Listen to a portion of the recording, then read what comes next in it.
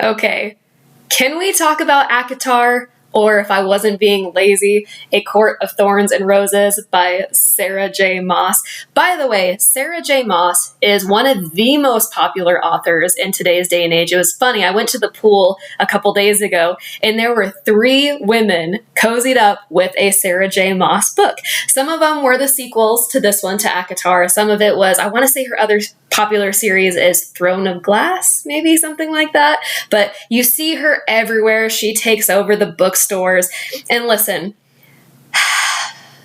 I'm having a difficult time communicating how I felt about this one because I know how popular it was. I think part of the problem for me going in is my expectations were way too high because I've heard only positive things about this story. I'm sorry. For me, I did not get it. I don't love this book. However, I've heard that the series does get better. I keep hearing folks comment on how you need to read the second one. Apparently the second one is the best of the entire series, but oh my gosh, I really just couldn't get into this one. I didn't find the characters to be incredibly believable. We have our main character, Farah, which I think, honestly, the most interesting thing about her is probably her name. I really do like her name. I also do like the cover. I think this is a very beautiful cover. It has kind of like that matte finishing.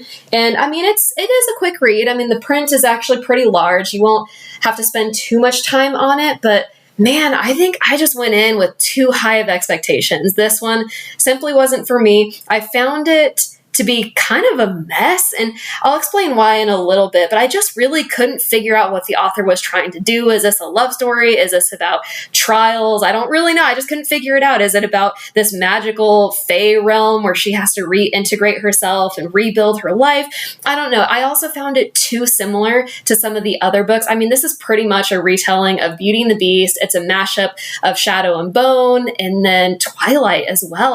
I feel like everything that she did in this book has been done before.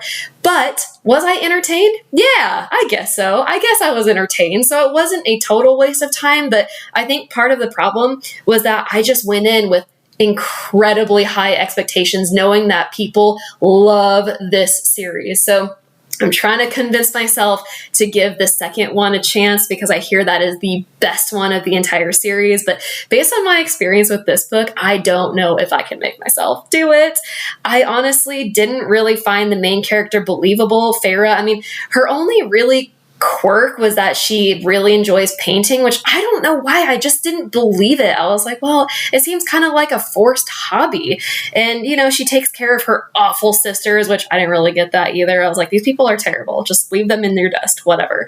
And then she weirdly falls in love with this fae character, Tamlin, which, by the way, he is lame. He couldn't do anything, and I am not about that. Yes, he has a curse that prohibits him from using his abilities, but I'm sorry, he was just so lame. I'm like, I don't want to read about a male character that can do nothing. I mean, there are seriously times in this book where the main character is like close to dead and he has to sit there and watch and pretend to have no emotion.